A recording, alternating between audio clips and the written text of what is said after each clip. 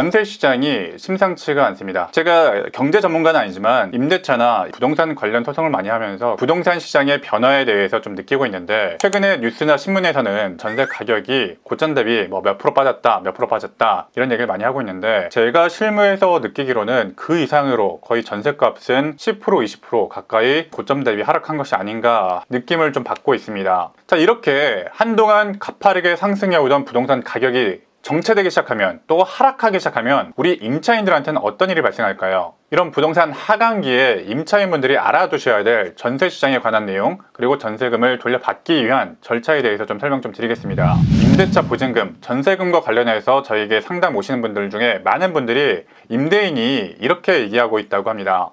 다음 임차인이 들어와야 보증금을 줄 수 있다. 전세값이 떨어져서 임차인이 구해지지 않고 있다. 이 말은 법적으로 맞는 말일까요? 아니죠. 전혀 맞지 않는 말입니다. 다음 임차인이 들어올 때까지 약간의 유예기간을 주는 것이 임차인이 배려해주는 것일 뿐 법적인 의무는 전혀 아닙니다. 원칙적으로 말해서 임대차가 종료됨과 동시에 임대차 보증금을 임차인에게 돌려주도록 되어 있습니다. 임대인이 이런 태도를 보일 때 임차인은 계속 기다려야만 하는 걸까요? 아니죠. 자, 그럼 어떻게 하면 됩니까?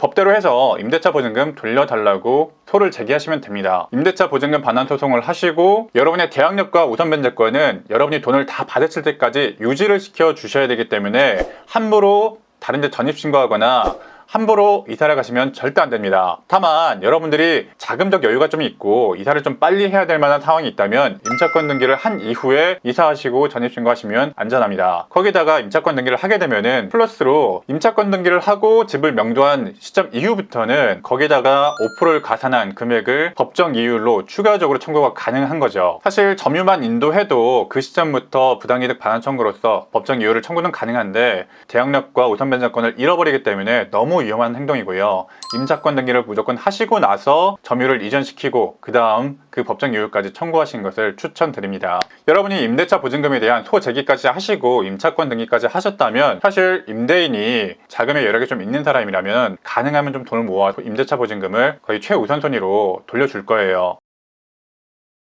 만약에 여력이 전혀 없는 사람이라면 나중에 경매 신청까지 가야 되는 상황이 있습니다만은, 임대인이 어느 정도 자금의 여력이 있다면 긁어 모아서라도 여러분의 돈을 최우선적으로 변제할 가능성이 높겠죠. 한 가지 걱정되는 건 한동안 유행했던 이 깡통 전세 문제인데, 이 깡통 전세의 경우에는 나중에 경매 신청까지 좀 각오하고 신청을 하더라도 실제 경매가 되었을 때 그 낙찰된 가격이 여러분의 보증금에 미치지 못하는 경우가 생각보다 많을 수가 있어요. 그런 상황이시라면 정말 지체하지 마시고 법률 상담을 한번 받아보시는 것을 추천드립니다. 임대차 종료와 동시에 소장을 접수시킬 수 있고 임차권 등기도 신청할 수 있다고 말씀을 드렸는데, 그 이전에 꼭 유념하셔야 될 게 하나 더 있습니다. 종료의 통지를 분명히 하셔야 돼요. 여러분이 임차인이라면 6개월부터 2개월을 꼭꼭꼭 머릿속에 두고 계셔야 되는데, 모든 사건과 모든 입증 자료는 계약 종료 6개월부터 2달 사이에, 그 사이에 입증 자료를 모아주셔야 돼요. 우리 법상 임대차 종료 전 6개월부터 2달까지 사이에 계약 종료의 통지를 하지 않게 되면